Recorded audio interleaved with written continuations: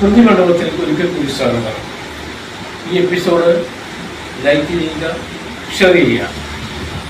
ഇന്നിവിടെ പറയാൻ പോകുന്ന ഡിച്ച് ലോറൻസിൻ്റെ ഇംഗ്ലീഷ് നോവലായ ലേഡി ചാറ്റർലീസ് ഡബിൾ എന്ന വിഖ്യാതമായ നോവലിൻ്റെ സ്വതന്ത്രമായ കഥാപ്രസംഗം സാംബശിവൻ സാറ് അവതരിപ്പിച്ച വളരെ കൃത്യമായൊരു കഥാപ്രസംഗമാണ് പതിവൊന്നിയുടെ താമര.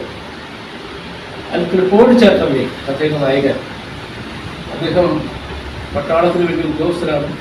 പട്ടാളത്തിൽ പോയി പട്ടാള സേവനം കൊണ്ട് സാമ്രാജ്യമോഹം സമ്മാനിച്ചൊരു സർവവിനാശകരം യുദ്ധം പാതി ശരീരം മരിച്ച പതിയെ പതിവൃതക്കേകി യുദ്ധം പതിവൃതക്കേകി. അദ്ദേഹത്തിന്റെ ഭാര്യയുടെ പേരാണ് കോൺഷ്യസ് വഡ്രീൽ. അദ്ദേഹം ഈ കോണിയെ പെണ്ണ് കാണാൻ ചെന്നപ്പോൾ അവർക്കൊരു കാമുകനുണ്ട്. നമ്മുടെ നാടുകളില്ല, ഇംഗ്ലണ്ടാണ്. അവിടെ കാമുകനുണ്ട്, ആർട്ടിസ്റ്റ് ഡങ്കൺ. ഡങ്കൺ എപ്പോഴും കളകച്ചാണ് ഈ ക്ലിഫോർഡ് ചാറ്റർലിയെ അവർ വിവാഹം കഴിച്ചു. അത്രയ്ക്ക് സുന്ദരമാണ് ക്ലിഫോർഡ് ചാറ്റർലി. വീൽ ചെയറിലാണ്. പക്ഷേ ക്ലിഫോർഡ് ചാറ്റർലി കുട്ടികളില്ല.